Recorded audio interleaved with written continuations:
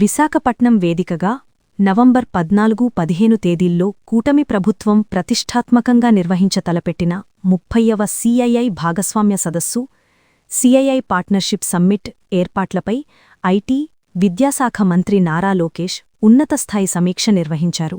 సదస్సును విజయవంతం చేసి రాష్ట్రానికి పెద్ద ఎత్తున పెట్టుబడులు ఆకర్షించడమే లక్ష్యంగా పనిచేయాలని ఆయన అధికారులను ఆదేశించారు. ఉండవల్లిలోని తన నివాసంలో మంత్రివర్గ ఉపసంఘంతో కలిసి మంత్రి లోకేష్ ఈ సమీక్షా సమావేశాన్ని నిర్వహించారు. ఏర్పాట్ల పర్యవేక్షణకు నియమించిన వివిధ కమిటీల ఉన్నతాధికారులు ఈ భేటీలో పాల్గొన్నారు. సదస్సు విజయవంతానికి చేపడుతున్న చర్యలను అధికారులు పవర్ పాయింట్ ప్రెజెంటేషన్ ద్వారా వివరించారు. ఈ సందర్భంగా మంత్రి లోకేష్ మాట్లాడుతూ సదస్సు ఏర్పాట్లలో ఎలాంటి లోటుపాట్లు ఉండకూడదని, పక్కా ప్రణాళికతో ముందుకు వెళ్లాలని స్పష్టం చేశారు. రాష్ట్రంలో పెట్టుబడులకు ఉన్న అనుకూల వాతావరణాన్ని, స్పీడ్ ఆఫ్ డూయింగ్ బిజినెస్ విధానాన్ని ప్రపంచానికి చాటి చెప్పాలన్నారు.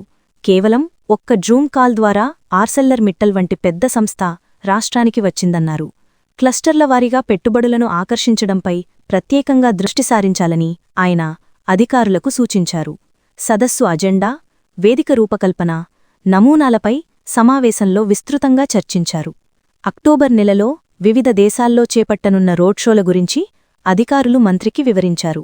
ఆహ్వానాలు, ప్రోటోకాల్, వసతి, రవాణా, భద్రత, నగర సుందరీకరణ, సాంస్కృతిక కార్యక్రమాలతో పాటు మీడియా ప్రచారంపై ఆయా కమిటీలు తమ ప్రణాళికలను తెలియజేశాయి.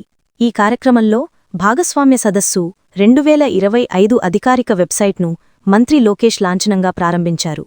ఈ సమీక్షలో మంత్రులు పొంగూరు నారాయణ, టీజీ భరత్, కందుల దుర్గేష్, గొట్టిపాటి రవికుమార్, కొండపల్లి శ్రీనివాస్ సహా పలువురు ఉన్నత అధికారులు పాల్గొన్నారు.